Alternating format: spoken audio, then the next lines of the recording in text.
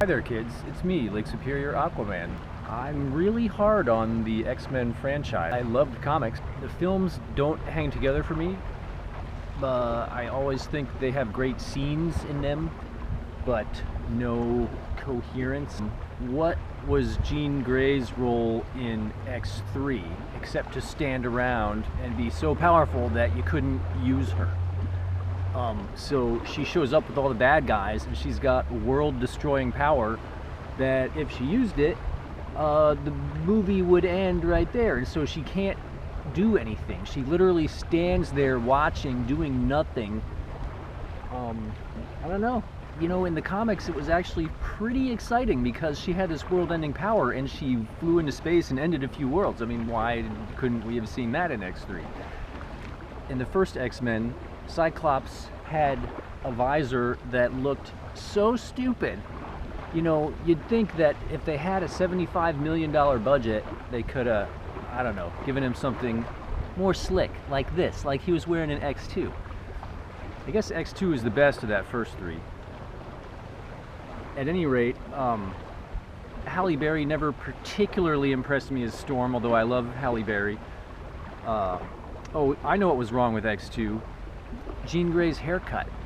She was so beautiful with the long flowing tresses in X1.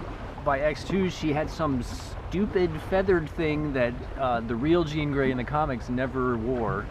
So, I mean, there goes that. X-Men Days of Future Past was a worthy sequel to X-Men First Class.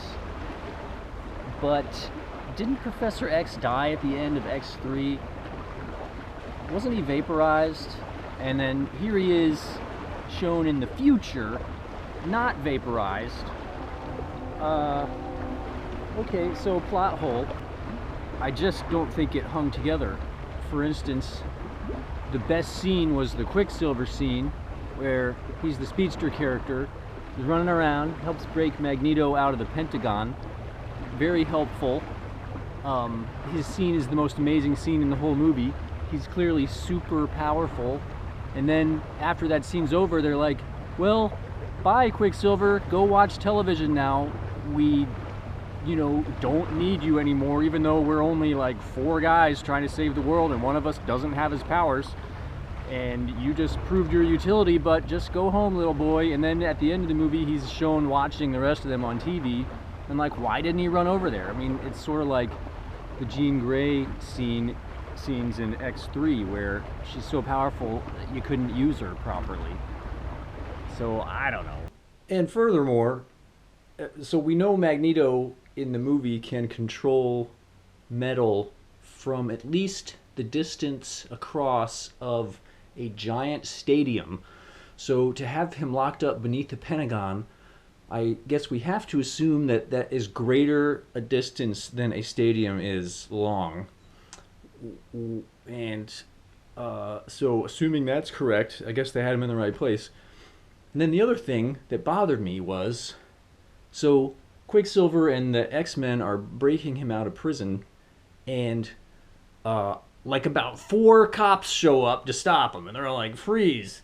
And it's like, okay, the world's most powerful mutant is being held in an elevator shaft by, you know, maybe a total of 6 cops. So there's that, and wow, he got out. Oh wow.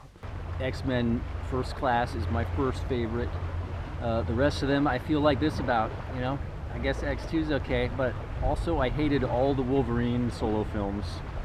Like, how do you screw up the Wolverine Goes to Japan story? And yet they did, and the thing they did there was they gave characters mutant powers who didn't need them.